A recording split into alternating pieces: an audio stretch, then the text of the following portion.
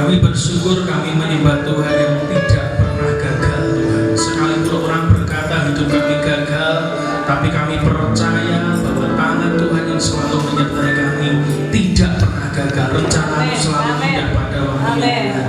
Terima kasih Tuhan untuk setiap persoalan yang kami hadapi hari-hari ini. Pada tahun ini kami percaya itu semua karena kehendak Tuhan. Dan Tuhan sedang melatih kami untuk menjadi pribadi yang kuat, bahkan lebih kuat dari yang sebelumnya, Tuhan. Kami percaya itu, Tuhan. Terima kasih. Dan saat ini izinkan hamba-Mu menyampaikan firman-Mu. Biarlah Tuhan Kau berbicara kepada gereja-Mu di tempat ini apa yang harus hamba-Mu sampaikan. Di dalam nama Tuhan Yesus semua percaya katakan amin. Silakan duduk Bapak Ibu sekalian. Shalom. Shalom.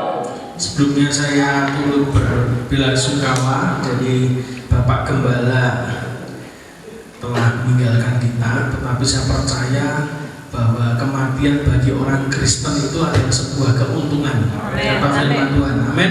Karena hidup adalah untuk Kristus dan mati adalah keuntungan. Jadi tidak ada ruginya bagi orang Kristen. Ikut Tuhan itu tidak ada ruginya. Tapi saya percaya bahwa hari ini semuanya sudah diatur Tuhan sedemikian rupa, dan saya percaya semuanya baik. Yang bisa katakan amin. Kasih tahu kanan kiri kalau hidupmu ruwet berarti baik. Nah iya, karena Tuhan itu sedang merendah sesuatu, tapi kita lihat yang sekarang masalahnya, betul tidak? Orang kalau merendah itu kan di bawahnya kan ruwet. Tapi kalau saudara lihat dari cara pikirnya Tuhan dari atas, bentuknya gambarnya indah sekali. Nah itu jadi saudara jadi orang Kristen itu pokoknya lihatnya pakai kacamatanya Tuhan, jangan lihat kacamatanya manusia. Kalau saudara hidup kekristenan saudara hanya dilihat dengan kacamata manusia, saudara kecewa. Banyak hal dalam hidup kita yang mengecewakan, amin. Dan hari ini kita sedang merayakan Natal di tempat ini. Saya percaya Natal itu bukan perayaan saja. Merayakan Natal boleh. Ada orang yang mengatakan Natal itu tidak tanggal 25, harusnya Januari, sakarmu. Ya toh? Dalilnya dewi-dewi. Oh enggak gitu. Natal itu malah yang asli itu Maret. Pokoknya dalilnya banyak, doktrinnya banyak. Bahkan ada yang ekstrim. Natal itu enggak usah dirayakan. Saya bilang sudah, pemerintah aja sudah memberikan kesempatan untuk kita merayakan Natal bukan lambe. Bener nggak? Bukan kalau komunis saudara bingung malah untuk merayakannya apa-apa. Betul nggak? Hari ini teman saya di Cina ngabari Presiden Cina Xi Jinping itu sedang memodifikasi Alkitabnya orang Kristen, dirubah.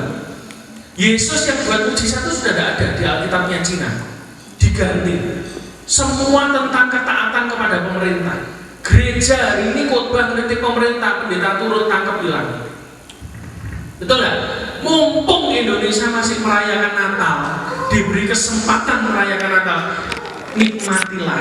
Yang percaya katakan amin. Itu kan anugerah Tuhan, betul nggak? Terus gak usah kokan nek bahasa Jerman apa? Kokan petingsing.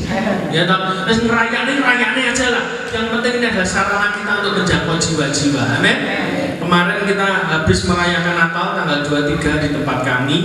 Hari Selasa kemarin yang datang puji Tuhan ya, semua agama datang ya, termasuk teman-teman muslim semuanya datang, bahkan banci juga datang ya. Ada orang yang ngomong banci kok ikut perayaan Natal. Oh iya benar, saya kan melakukan firman Tuhan. Firman Tuhan mengatakan apa? Biarlah segala yang bernafas memuji Tuhan. Banci kan bernafas. Nah, ini gak bernafas tak kubur, betul nggak? Ya mau bernafas ya tidak apa-apa dong memuji Tuhan, betul nggak? Mau pintek untuk memuji Tuhan, mau soal banci itu kan juga manusia, betul nggak? Yang harus saudara kasihi, yang percaya katakan amin. Oke, Bapak Ibu sekalian, saya percaya Natal itu bukan cuma perayaan. Kalau saudara baca di Alkitab, orang Majus itu datang menyembah Yesus, bukan merayakan kelahiran Yesus. Mereka datang untuk menyembah Yesus. Kata yang dipakai adalah mereka menyembah bayi. Jadi Natal itu bukan merayakan, tetapi menyembah. Gereja jangan sampai kehilangan hati yang menyembah Yesus, yang dihilangkan dengan perayaan. Dan puji Tuhan hari-hari ini banyak gereja sudah berubah, tidak lagi menonjolkan Sinterklas. Dulu waktu sekolah minggu saya pikir Natal itu adalah hari lahirnya Sinterklas. Loh kenapa? Karena setiap Natal selalu yang ditunggu-tunggu apa? Sinterklas bawaan dia. Tapi puji Tuhan hari-hari ini sinterklasnya sudah tidak ada. Kenapa? Karena sudah banyak orang jenggotan, ya. Sudah sering kita lihat hari-hari ini banyak orang yang jenggotnya kayak sarang tawon, itu sudah anggap aja itu sinterklas. Ya, betul nggak? Ya mereka mengikuti kita, ya betul kan? Ya jenggotnya kan betul, bener nggak? Ya itu sinterklas, ya nggak usah takut. Amin. Nah, saya percaya bahwa kita ini harus menyembah Yesus. Natal itu adalah salah satu ekspresi orang-orang perwakilan dari orang-orang yang tidak kenal Tuhan, orang-orang yang mungkin penyembah berhala. Orang Majus itu kan orang bintang, raja-raja dari timur. Mereka orang yang tidak kenal Yesus sebelumnya, tetapi mereka ditarik Tuhan untuk datang menyembah Yesus. Kalau hari-hari ini saudara jadi Kristen, tapi Kristennya tidak Kristen menyembah Yesus, Kristen cuma angin-anginan, iman saudara naik turun, saudara harus malu dengan orang Majus. Orang Majus itu orang yang tidak kenal Tuhan. Mereka belum dibaptis, tapi mereka percaya ada raja yang datang. Mereka datang menyembah Yesus. Hari-hari ini saya percaya Tuhan sedang memakai banyak orang termasuk yang non-Kristen untuk dibawa kepada Tuhan hari-hari ini. Percaya katakan amin. Dan yang ajaib adalah ketika orang Majus itu ketemu dengan bayi Yesus, mereka mempersembahkan emas, kemenyan, dan mur. Hari ini saudara dapat emas, tak bagi emas pulang di tempat ini ya. Jangan rebutan, semua dapat. Karena habis ini saya bagi lagi di kandangan itu 700 orang nanti. Duh Pak kok bagi-bagi? Ya saya lagi nabur. Katakan nabur. Tutup tahun dan nabur yang banyak supaya tahun baru nanti saudara nuai. Makanya saya kalau ditanya orang kok bisa diberkati begitu, kenapa? Iya, wong ngaksa ini diberkati bukan karena buka toko, salah. Saya nabur, katakan amin. Tanduran itulah yang akan pukul dalam hidup saudara. Amin. Nah, bagus sekali ketika orang Majus ketemu Yesus, maka kita berkata mereka pulang dengan jalan yang lain. Kalau saudara selidiki di Alkitab, artinya apa? Hidupnya berubah. Banyak orang Kristen ketemu Yesus, hidupnya tidak berubah. Pancet puluhan tahun, baptis, celup, ciprat, bendera, itu kan macam-macam baptis loh. Pancet semua. Kenapa? Tidak berubah, tidak ketemu Yesus. Mereka tidak punya hati untuk menyembah Yesus. Makanya hidupnya tetap sama, datangnya sama, pulangnya sama. Tapi orang Majus membuktikan kepada kita datangnya dari jalan yang sama, tapi pulangnya dari jalan yang berbeda. Kenapa? Dia sudah ketemu bayinya Yesus. Amen. Orang yang ketemu Yesus mesti berubah hidupnya. Katakan amin. Orang yang ketemu dengan firman itu mesti berubah. Kalau tidak berubah, berarti ada yang kacau dengan hidup saudara. Jadi kita belajar hari-hari ini untuk hidup kita itu berubah. Natal tahunan kok ngini-ngini wae. Pernah dengerin ya? Orang Kristen Natal setiap tahun ya begini terus saja hidupnya tidak berubah-ubah. Apa tidak bosan? Hidup kok terus sama terus setiap tahun. Apa tidak bosan? Habis Natal nanti memperingati apa? Paskah. Habis Paskah memperingati apa? Kenaikan Yesus lagi, pencurahan Roh Kudus lagi. Tapi hidupnya pancet terus, sambatnya pancet terus, ngomelnya pancet terus, betul nggak? Tiap tahun saya temui selalu dalam sebuah gereja ada orang Kristen sing tukang ngomel. Di tempat saya juga begitu. Itu bar Natalan Isbar saya ngomel, gitu. Kurang ini itu ada terus di tempat saya. Dan itu harus dipertahankan. Kenapa? Kembangin dunia. Ya, loh gitu. Lah nek dunia nek sukete kan yo pedose mangan apa ngono. Ya susah itu anggapnya kesukat ngono. Dadi wis ditekan pedus. Tapi itu selalu ada begitu. Tiap tahun, setiap tahun usianya tapi masih tidak berubah. Belajar hidup saudara berubah. Amin. Nah, hari ini ketika saya mau persiapkan firman ini, saya tanya Tuhan khotbahnya apa. Tapi yang aneh hari-hari ini adalah Tuhan bicara tentang Elia. Natal kok Elia Pak? Iya, tentang kekeringan. Tahun depan akan ada kekeringan besar. Amin. Takut semua. Betul. Saya khotbah Natal ini tidak cuma sekedar khotbah Natal. Pasti sudah bosan di khotbah Natal. Tapi hari ini saya sedang menyampaikan apa isi hati Tuhan kepada gerejanya di depan ini. Yang percaya katakan amin. Kita ini dengar khotbah bukan cuma dengar supaya kebutuhan kita dipenuhi lewat khotbah, tidak. Saudara itu kalau di gereja dengar firman, Anda itu yang harus dengar maunya Tuhan dalam hidup saudara. Percaya katakan amin. Makanya banyak orang yang sudah dewasa, kenapa? Di gereja hanya cari jawaban atas kebutuhannya, tapi mereka tidak pernah cari tahu maunya Tuhan atas hidupnya. Makanya hidupnya tidak berubah. Jadi sekarang konsepnya dirubah. Datang ke gereja, dengar pengkhotbah itu bukan hanya cuma dengar supaya lewat firman Tuhan persoalanku dijawab Tuhan. Enggak, bukan itu. Anda yang harus dengar maunya Tuhan, yang percaya katakan amin. Nah, ketika saya duduk di situ, tiba-tiba Tuhan benar tidak disampaikan tentang Elia. Tiba-tiba anak muda yang di sini pakai banner, mana tadi anaknya di depannya? Ya toh, itu bannernya itu apa gambarnya? Kereta Elia berapi, bener gak? Mungkin saya salah. Saya kaget tuh. Wah, ini berarti saya benar harus menyampaikan Elia ini ya. Benernya sudah dikibar-kibarkan kereta berapinya yang jemput Elia. Nah, hari ini saya akan khotbah tentang Elia buat saudara di tempat ini. Mari kita buka dulu ayat terakhir ya. Langsung aja. 1 Raja-Raja 17 ayat 1 sampai 6. Lalu berkatalah Elia orang Tisbe dari Tisbe Gilead kepada Ahab. Ahab itu raja Israel waktu itu. Demi Tuhan yang hidup, Allah Israel yang kulayani, sesungguhnya tidak akan ada embun atau hujan pada tahun-tahun ini kecuali kalau kukatakan. Jadi Elia ini diperintah Tuhan untuk membuat seluruh Israel mengalami kekeringan besar di hadapan rajanya.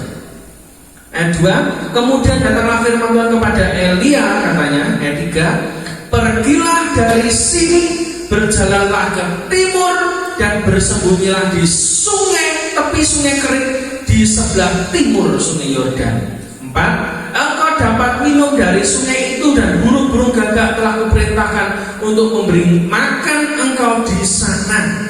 Ayat 5, lalu ia pergi dan ia melakukan seperti firman Tuhan. Ia pergi dan diam di sungai kering di sebelah timur sungai Yordan. Ayat 6, pada waktu pagi dan petang burung-burung gagak membawa roti dan daging kepadanya, dan ia minum dari sungai itu. Ayat 7, tetapi sesudah berapa waktu sungai itu menjadi kering, sebab Tuhan tidak turun di negeri itu. Bapak Ibu sekalian, kalau saudara baca di sini, ini kisah yang mungkin sekolah minggu pernah kita dengar.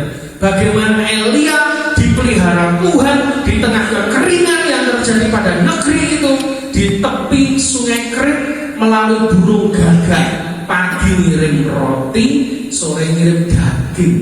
Dan dia kalau haus tinggal cedok sungai kering, karena sungai kering adalah satu-satunya sungai yang belum kering waktu itu.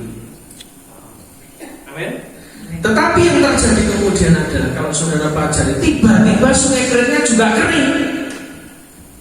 Bukan hanya Israel, tetapi sungai keringnya juga kering. Kedepan nanti akan banyak kekeringan rohani yang terjadi atas gereja Tuhan. Gereja yang tidak punya visi, tidak bisa dengar suara Tuhan, gembala-gembala yang tidak bisa dengar visi Tuhan dan maunya Tuhan, maka pasti jemaatnya akan kering dan dia tidak tahu apa yang harus dilakukan. Banyak saya menemukan banyak gembala-gembala sidang hari-hari ini frustasi. Kenapa? Mereka tidak lagi mendengar suara Tuhan. Buktinya apa? Kalau ditanya, ini tahun depan mau gimana? Ya begini aja, tak penting bertahan. Jemaatnya ya cuma 100, yang penting tidak pindah gereja. Cuma itu aja yang diomong, tidak ada yang lain. Loh kenapa? Tidak punya visi. Bermimpi untuk berlipat ganda saja tidak berani. Kenapa? Tidak punya visi. Menghadapi kekeringan yang akan semakin datang, yang semakin besar ke depan, percayalah, dibutuhkan orang-orang yang mendengar suara Tuhan. Amen. Saudara hari ini datang di tempat ini, Anda bukan jemaat biasa, Anda adalah anak-anaknya Tuhan. Anaknya Tuhan mesti dengar suara bapaknya. Krungu tonggone iso, kenapa bapakmu sendiri kamu tidak bisa dengar? Betul tidak? Omongan tonggo di rumah ini, omongan firman tidak pernah dilakukan. Itu orang Kristen sekarang. Kalau saudara punya anak, ya ini bapak-bapak, pengen nih omongan saudara itu dilakukan dan didengerin tidak sama anaknya? Pengen tak? Sama. Bapak itu hari-hari ini lagi mengumpulkan orang-orang gereja Tuhan. Gereja itu juga orang-orang ini namanya gereja Tuhan yang lagi dengar suara Tuhan. Hari-hari ini saya banyak menemukan kaum muda kering semua, sama seperti kita bisa ya katakan. Anak-anak muda, teruna-teruna itu, waduh sudah kering semua. Rohaninya kering, ibadahnya kering. Dijak ngomong tentang Tuhan, orang yang mudeng.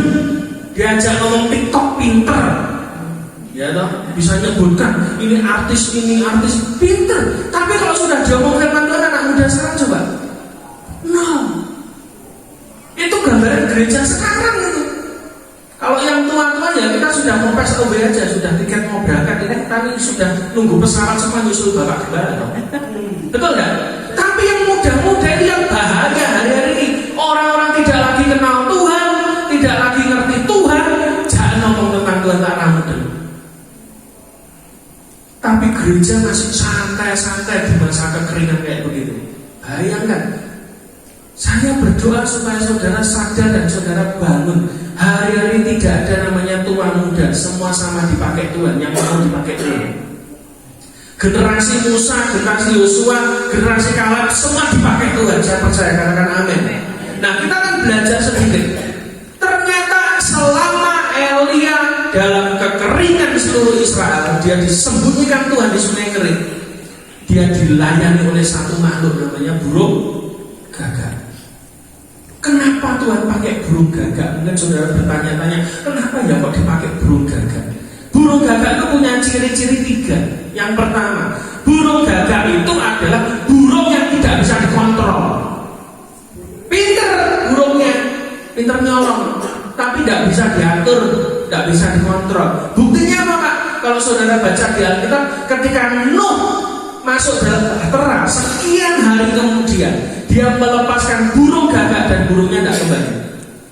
Tapi ketika dia lepas burung merpatinya balik. Betul? Tapi air belum surut. Untuk kedua kalinya Nuh lepaskan burung merpatinya kembali pakai mulutnya bawa daun zaitun. Nah itu yang dipakai sebagai lambang perdamaian dunia hari-hari ini.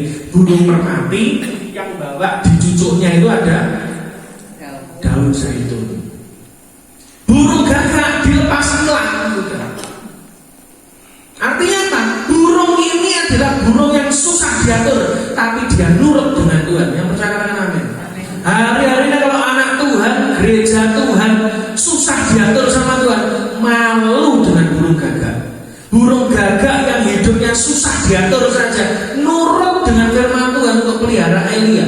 Mosok saudara dan saya tidak nurut firman Tuhan? Berarti saudara lebih tidak nurut dari burung gagak. Belajar. Yang kedua, ciri burung gagak itu apa? Burung gagak itu pemakan segala, termasuk daging, roti, segala macam. Dan sifatnya itu mencuri. Saudara bayangkan, burung gagak yang suka daging, suka roti, dikasih perintah Tuhan untuk kirim daging dan roti. Apa gak entek ninggalan? Betul gak? Betul gak? Saudara bawa sesuatu yang saudara suka, apa gak pengen nyicip? Betul gak? Apalagi ini burung gagak. Tetapi Alkitab berkata burung gagak melakukan seperti yang Tuhan mau. Dia kirim daging, dia kirim roti untuk Nabi Elia tepat. Lihat, mosok kita kalah dengan burung gagak. Orang Kristen kalau tidak taat ada lebih jelek dari burung gagak. Belajar untuk menguasai diri. Pasti burung gagak ini diajar Tuhan juga untuk menguasai diri. Kenapa? Banyak orang Kristen hari-hari ini tidak bisa menguasai dirinya. Kamu tidak bisa menguasai dirimu, kamu akan seperti kota yang roboh. Orang yang tidak bisa menguasai dirinya pasti hidupnya akan jatuh. Saudara terima berkat Tuhan. Kalau engkau ngerti, engkau tanya Tuhan berkat ini untuk siapa, engkau pasti tanya Tuhan. Dan kalau untuk orang lain, engkau tidak akan ambil untuk dirimu sendiri. Tadi Bugem ngomong gereja ini dibangun seperti apa? Ya banyak oknum-oknum pendeta lain yang begitu itu. Terima bantuan proposalnya untuk bangun gereja, ternyata jadi apa? Rumah sendiri. Jadi apa? Mobil baru. Betul nggak? Gereja rada dadi. Tapi burung gagak ini dia dikasih tugas sama Tuhan, kamu kirim dagingnya nyampe.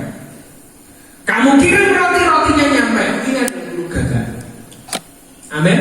Dan saya percaya tahun depan akan banyak burung gagak yang datang dalam hidup saudara. Yang percaya saudara, yang percaya amin. Orang yang tidak pernah saudara harapkan tiba-tiba datang dipakai Tuhan untuk nolong hidup kita di tengah masa kekeringan. Yang percaya amin. Yang ketiga, burung gagak ini punya ciri yang lebih luar biasa lagi, gagaknya maksudnya. Apa itu? Ketika burung gagak itu bangun sarang, dia bertelur lalu netes, maka burung gagak ini tidak mau ngopeni anaknya. Keluyuran kayak bapak-bapak itu. Ya, bapak-bapak yang senang keluyuran, saya ngomel siapa? Ibunya di rumah. Bapaknya mancing ramule-mule, yang ngomel siapa? Ibunya lagi di rumah. Makanya ibu-ibu cerewet itu karena siapa? Bapak-bapak. Ya toh. Jadi ada dasarnya dalam pernikahan itu. Makanya kalau ada pernikahan, ya toh, yang satu begini, yang satu ini jangan percaya, mesti loro karo nih salah. Bener gak? Sing bapaknya ngomong, bojo kuwi ngomel terus. Lah ngomele mergo kowe minggat ramule-mule. Lho sama atau betul enggak? Lho dalam pernikahan itu enggak ada yang salah satu salah, dua-duanya salah. Yang percaya katakan amin. Burung gagak ini tidak mau ngopeni anaknya sendiri. Kok mau disuruh Tuhan ngopeni om-om di Sungai Kerit namanya Elia, bener enggak? Sanak duduk, kadang duduk, om duduk, ponakan duduk, bener enggak? Mbah yo duduk. Kok mau-maunya burung gagak yang anaknya sendiri saja ora diopeni, mau ngopeni orang lain. Ini kan ajaibnya Tuhan. Pada waktu saya melihat ciri ketiga burung gagak ini tadi, saya percaya bahwa itu sedang buat mujizat kepada Elia. Saudara pikir kalau saudara ditolong Tuhan itu lewat orang yang kaya, yang saudara jernih istilahnya, ya tak? Saudara kan mikir apa itu? Dulurku sugih pasti bisa nolong, tak ngasih tak nggak bisa nolong. Jangan pernah ngatur Tuhan di tengah krisis. Ke depan saudara dan saya jangan pernah ngatur Tuhan, tapi kamu harus membiarkan hidupmu diatur oleh Tuhan. Elia itu tidak buat apa-apa loh di Sungai Kerit. Dia tidak buat mujizat, dia tidak bernubuat, nganggur. Yang percaya katakan amin. Alkitab berkata menghadapi krisis ke depan yang perlu kita lakukan adalah nganggur. Loh kok bingung? Alkitab berkata Keluaran 14 ayat 14, Tuhan yang berperang ganti kamu dan kamu diam saja. Artinya apa? Orang sah kerja yang perang Tuhan. Loh kenapa? Elia pun juga tidak bisa berbuat apa-apa memang. Di tengah krisis kekeringan di seluruh Israel, hanya satu-satunya sungai yang masih ada airnya namanya Sungai Kerit. Dia pun kalau bercocok tanam benihnya dari mana? Kekeringan melanda seluruh Israel. Yang dia lakukan apa? Ya diam saja. Alkitab berkata apa? Diam dan ketahuilah bahwa akulah Tuhan. Saudara pikir belajar diam itu susah? Gampang. Angel. Saya pernah, Bu, kemarin bulan Oktober sama November, saya ini cancel pelayanan 20 gereja. Loh kenapa Pak? Ketika mau masuk bulan Oktober, Tuhan bicara sama saya, kamu diem, cancel semua firman, pelayanan firman ke kota-kota, diem. Angel Pak, 20 gereja. Jadi saya hubungi pendeta ini sitok-sitok, maaf saya disuruh Tuhan untuk diem, gak boleh khotbah sampai November. Itu jadwal saya Oktober sampai November, ada kurang lebih 20 gereja saya cancel semua. Loh saya menurut Tuhan belajar diem gampang, susah. Apalagi kalau saudara sudah tanda kutip suka pelayanan, hobi pelayanan, panggilanmu juga melayani Tuhan, disuruh diem gak ngapa-ngapain, susah 2 bulan. Tapi saya menurut Tuhan, dan saya baru tahu kenapa disuruh Tuhan diem. Hari-hari ke depan akan ada krisis yang besar, tapi Tuhan sudah kasih tanda. Awal Oktober saya declare di jemaat saya bahwa tahun ini masuk tahun depan, apa yang pernah hilang dalam hidup akan dikembalikan Tuhan 2 kali lipat. Amin. Banyak yang nggak percaya ngosok gitu. Ya, saya kan nggak ngurus, orangnya kan nggak ngurus. Saya kalau dengar Tuhan, saya omongkan pasti jadi. Itu udah prinsip saya gitu. Kenapa? Kalau firman ini saya sampaikan, kamu yang nangkep, kamu yang dapat. Kalau kamu tidak nangkep pun, aku yang dapat, karena aku yang dapat. Tiba-tiba saudara tahu November, saya tuh ditipu orang 1,5 miliar. Itu tahun 2019 bulan November. Pembelian rumahnya tidak ada, uangnya juga tidak ada, hilang semua. Orangnya sampai di penjara, tapi yang menjarakan bukan saya, korban yang lain. Jadi hati-hati ya, kalau beli rumah murah dicek dulu kelengkapannya. Yang jual kenal apa tidak itu penting. Surat-suratnya harus pegang, jangan asal transfer gara-gara apa? Murah. Banyak orang kan begitu, murah jaluk selamat ya iso. Nah, saudara di sini coba nih jalannya kayak gunung begini, saudara naik becak ontel itu. Ya sama kan, tukang becak ini kalau 5.000 gelem murah narik, ya ra gelem ra dikeiring no, kok enak. Bener gak? Oleh numpak, oleh naku, tapi nek reme nambah 5.000 nek ya. Bener ya? Murah kok jaluk selamat. Itu November 2019. November kemarin tahun ini 2025, tiba-tiba saya diberkati ruko. Itu nilainya 2 kali dari saya kehilangan 3 miliar lebih. Kenapa? Betul nggak? Saya tiba-tiba, wah untung saya diem. Kalau saya Oktober, November nggak diem, mungkin nggak dapat. Kenapa? Tuhan lihat ketaatan. Pada waktu Tuhan perintahkan saya untuk diem, nggak boleh khotbah kemana-mana. Kamu cari aja Tuhan, dipertajam lagi. Tuhan bicara satu hal, dipersiapkan untuk hal yang besar. Yang percaya katakan amin. Kadang Tuhan suruh kamu diam itu bukan karena Tuhan tidak sayang kamu atau buang kamu, tidak. Tapi terkadang kamu sudah terlalu banyak pelayanan sehingga pelayananmu tidak tajam lagi. Kamu cuma teori tok, tidak pernah ngalami lah ngapain. Tiba-tiba November persis kalau dihitung 2019 November saya kehilangan uang gara-gara beli rumah, tapi November 2025 Tuhan kembalikan jadi ruko. 2 kali lipat nilainya, tepat 7 tahun. Ya kayak Yusuf tuh, 7 tahun masa kelimpahan, 7 tahun masa kekeringan. Kalau sudah masuk pengaturan Tuhan, belajar taat. Jadi saudara yang nawari saya rumah siapa? Burung gagak. Tuh enak tuh. Orang yang bukan satu kota dengan saya, ketemu dengan saya cuma 1 kali gara-gara saya doakan. Terus tiba-tiba entah bagaimana tiba-tiba dia itu ditawari orang ruko itu, lalu dia bilang, ingat Pak Pendeta Musa, langsung hubungi saya. Saya tanya, loh Mbak, kok kamu kok mikirnya saya, kok enggak orang lain yang duitnya lebih banyak? Enggak Pak Musa, Pak Pendeta, saya pada waktu ditawari orang pertama yang saya ingat itu Pak Pendeta Musa. Padahal saya cuma doakan biasa aja, enggak ada apa-apa, kenal juga enggak.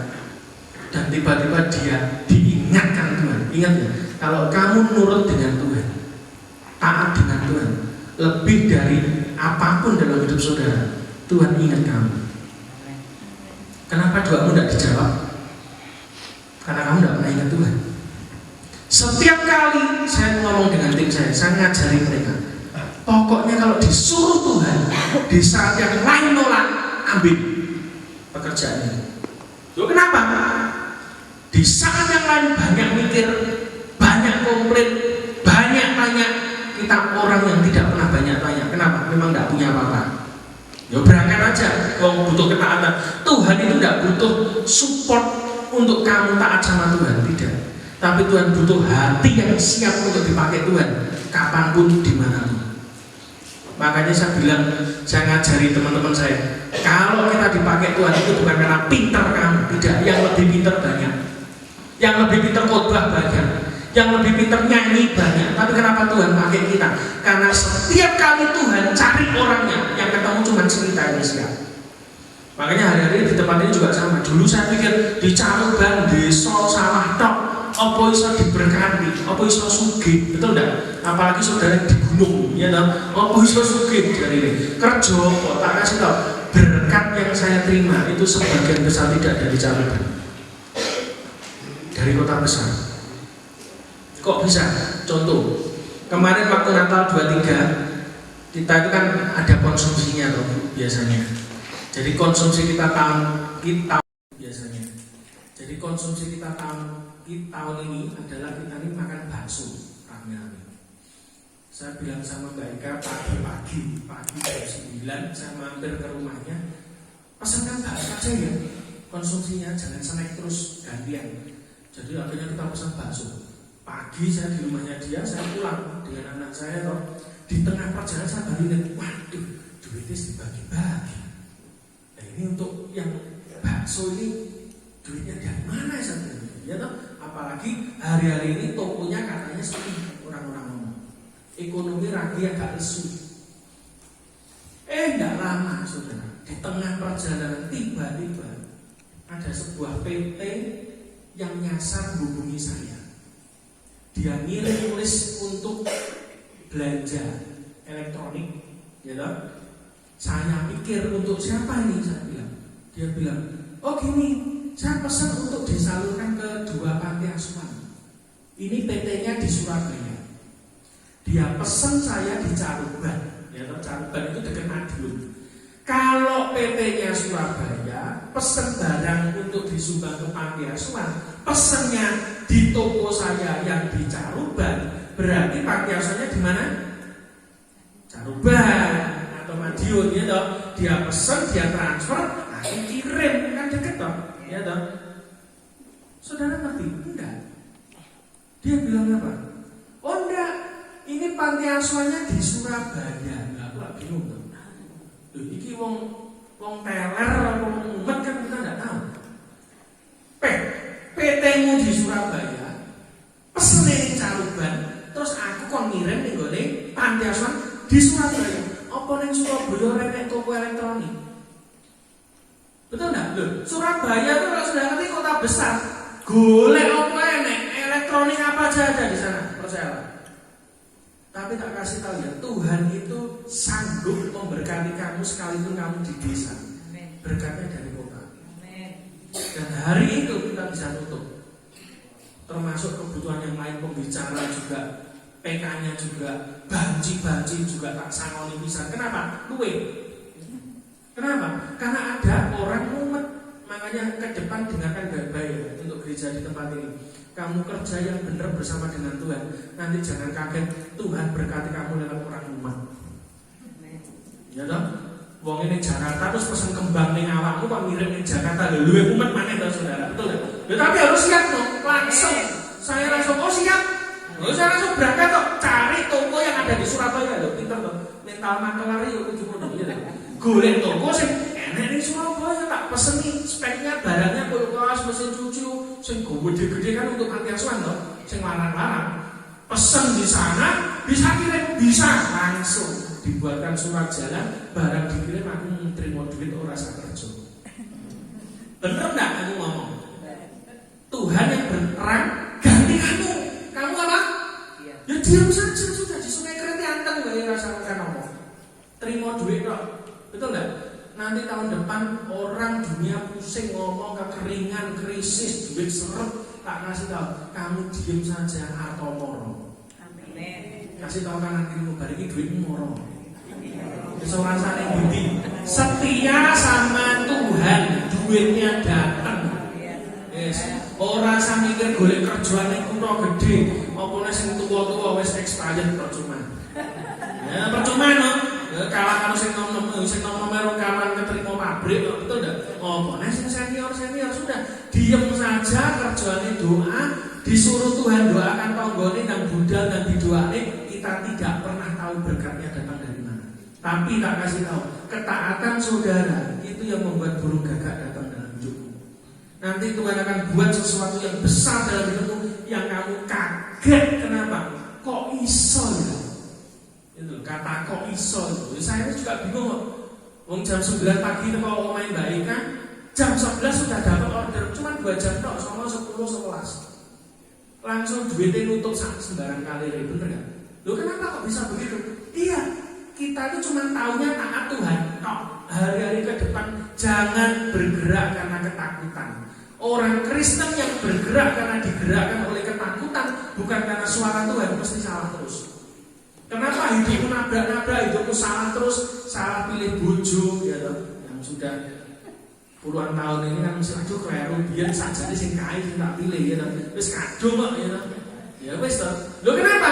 Ya Anda enggak pernah dengar Tuhan ngomong kok. Bosok pilihannya salah baru komplain sama Tuhan kan, termasuk yang nom-nom itu. Anda salah pilih kan saya pilih saudara, bukan Tuhan. Anda enggak pernah tanya Tuhan. Makanya kalau jodoh pun harus tanyanya sama Tuhan. Bener apa enggak? Cinta Tuhan apa enggak? Ojo disama duwite. Hari-hari ini Bu saya mau sering koncone, oh direkam. Koncone bojoku ben sekarang. Ya ta. Iku padha sing lanang-lanang sogeh gak kasih tau punya pabrik semua. Ini gendaan gelem. Nah, ya wis to. Ya resiko to. Gelem gak? Gelem sapine, gelem susune ya gelem temetonge basa Jawa. Bener gak? Ya salahmu dhewe milih sapi sing kleru iki to. Nek iso pilih sapi sing iso ngising dhewe. Lah, enak rasa nyeboki saudara. Bener gak?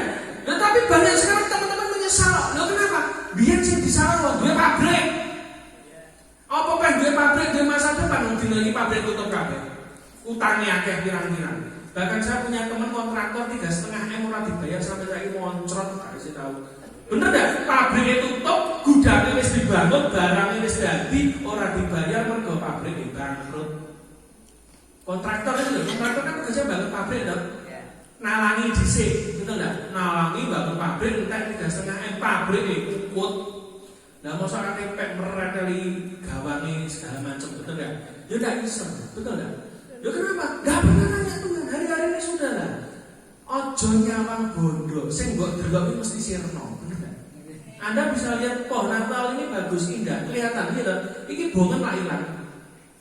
Semua yang kelihatan di dunia ini tidak kekal. Jangan kejar yang terlihat, kejar yang tidak terlihat, yaitu Tuhan. Belajar untuk saudara taat pada kehendak Tuhan. Kalau saudara hari-hari ini belajar pada kehendak Tuhan, maka saya percaya sama Tuhan, saudara akan melewati krisis tahun depan bersama dengan Tuhan, pasti sama. Dulu COVID 3 tahun saya bisa melewati karena apa? Ngati-ngati. Yo sempat duit entek, barang entek, utang orang entek. Tapi sekarang bisa melewati. Ono masalah lagi Pak? Ya ada lagi. Memangnya tidak ada masalah gitu kalau sudah punya masalah. Ya tetap ada masalah lagi. Tapi dilatih Tuhan terus untuk taat. Selama saudara tidak ngomel, mesti selamat terus. Benar gak? Ada orang kan yang kadang ngomong, dadi wong bejone. Ya toh, ono masalah bejone, ya toh. Selamat nih. Nah, itu orang yang seperti itu adalah orang yang taat dengan Tuhan. Punya masalah tapi selamat terus. Ada orang yang enggak punya masalah malah ora selamat pisan. Nah, iya toh. Bener enggak? Lho kenapa? Enggak kenal Tuhan. Jadi belajar saudara untuk kenal Tuhan hari-hari ini. Ketika saudara taat pada Tuhan, percaya Tuhan akan kirim burung gagak di tengah krisis.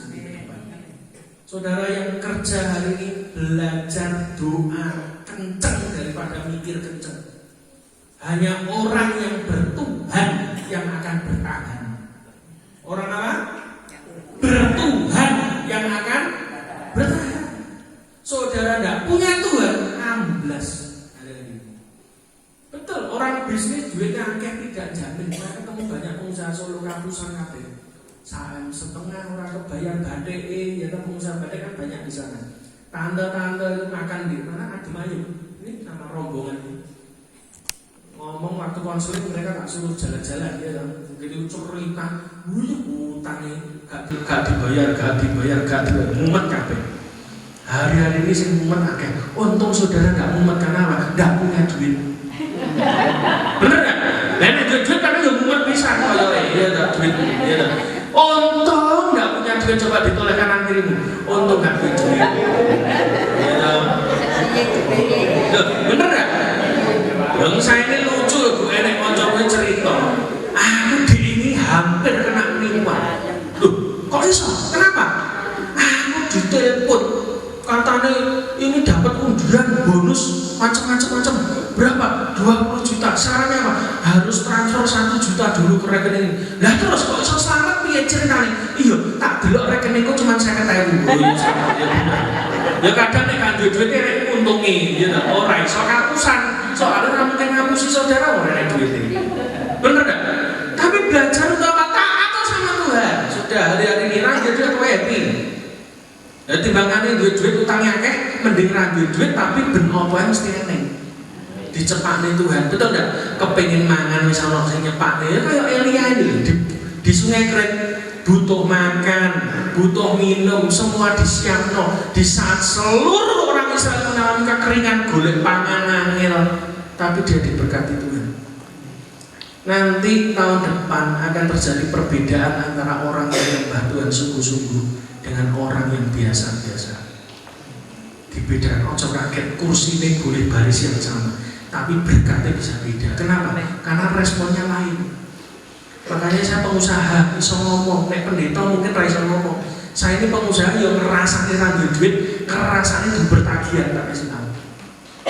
Enggak mau kowe tok. Saya khotbah ini juga ngalami ubur-uburan terus tak kasih tahu. Tapi apakah kita terus mikir, wah, ikut Tuhan kok ngene terus? Ya iya, untuk melatih iman saudara tuh. Betul enggak? Lah kalau saudara hidupnya enak-enak ya lali Tuhan, wong enak CTM serane gereja.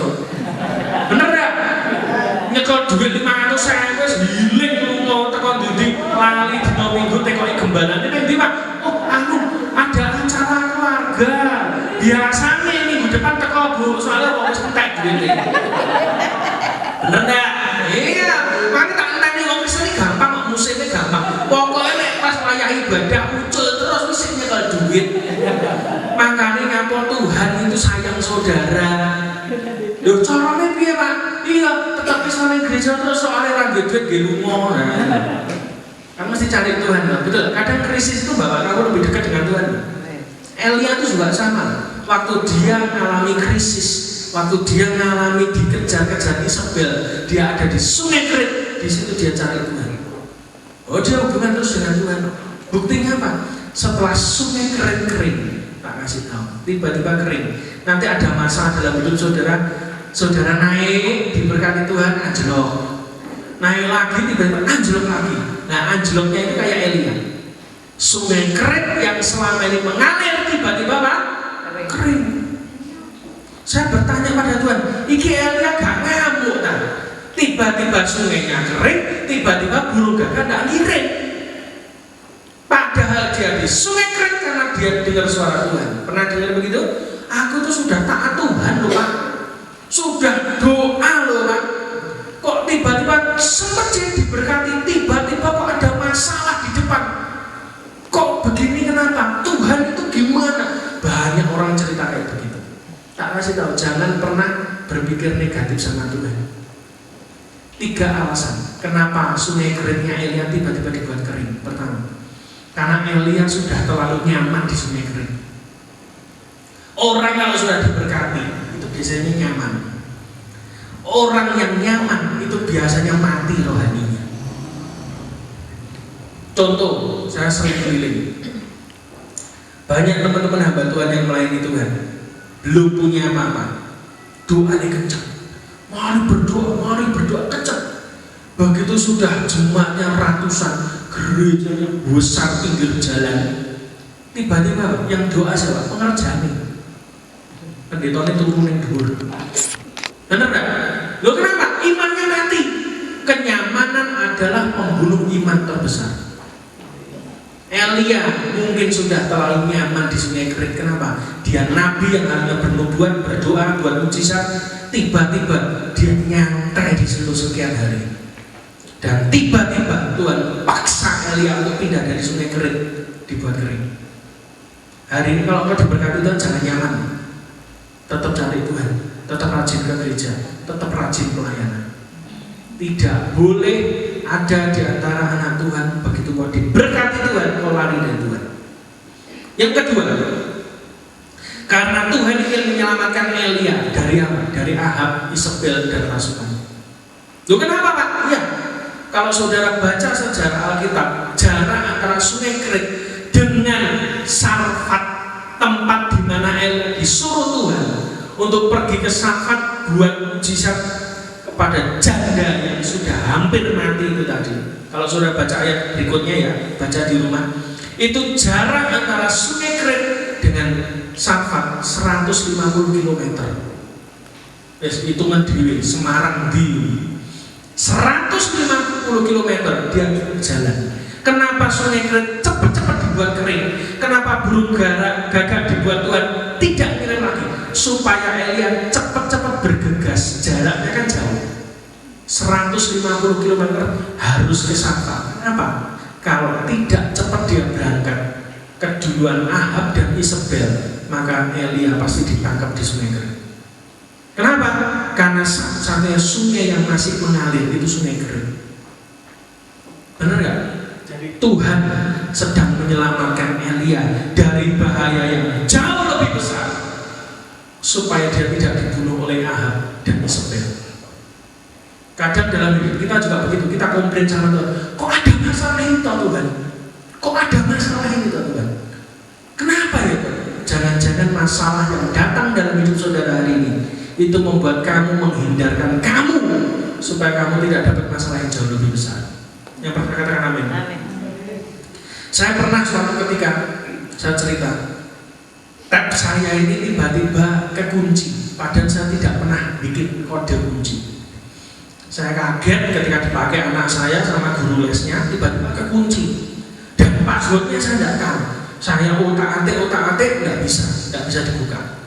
Lalu saya suruh pegawai saya untuk pergi ke counternya ngomong, ini bisa kalau dibobol, tapi seluruh data dan aplikasi hilang. Waduh, padahal WhatsApp saya isinya 10.000 kontak, hilang semua. Ya udah, wah, saya mikir ini, wah ini nggak bisa nih. Coba deh, besok tak ke Madiun, ke tempatnya service centernya Samsung, siapa tahu bisa. Akhirnya saya berangkat dari Caruban ke Madiun setengah jam. Saya nyampe di counternya, antri, saya bawa tab saya bilang saya kekunci nomornya. Tiba-tiba mbaknya counter ngomong apa? Oh enggak bisa Pak, ini kalau mau dibuka datanya hilang semua. Aduh mantap. Terus saya mikir-mikir gini, Mas, ya sudahlah, data hilang enggak apa-apa. Ini enggak bisa korban bahan saya di sini.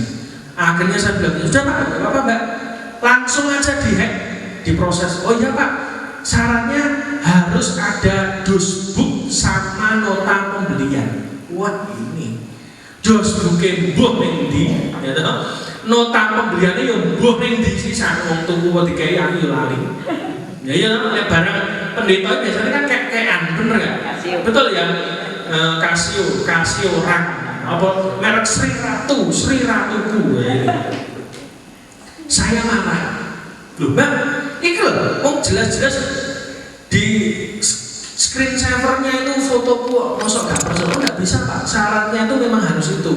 Takutnya disalahgunakan orang, ini HP-nya orang, diganti foto saya, ya toh, istilahnya, lalu dihackkan, nanti datanya hilang, nggak bisa kelacak.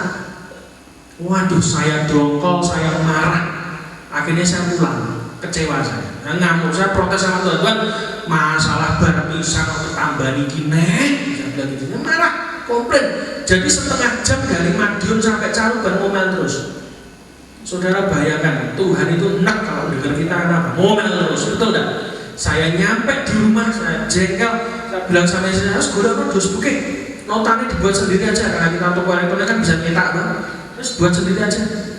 Tiba-tiba pegawai saya ngomong, Seko, kemarin kan diudak-udak sama gurunya Abi. Untuk aplikasi ulangan itu sekarang kan pakai tab.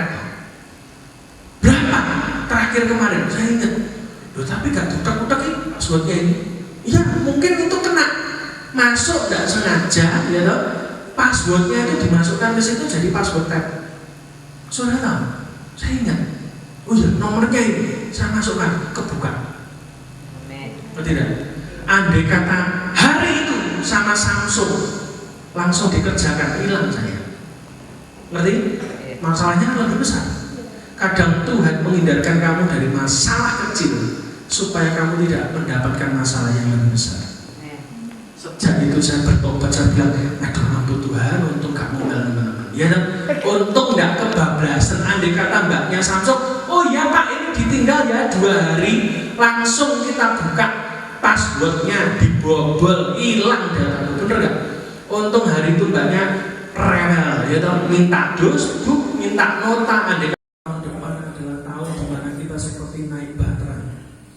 Saya mau tanya buat saudara, semua yang ada dalam bahtera Nuh itu ada, betul enggak? Ada orang, ada binatang, halal semuanya ada.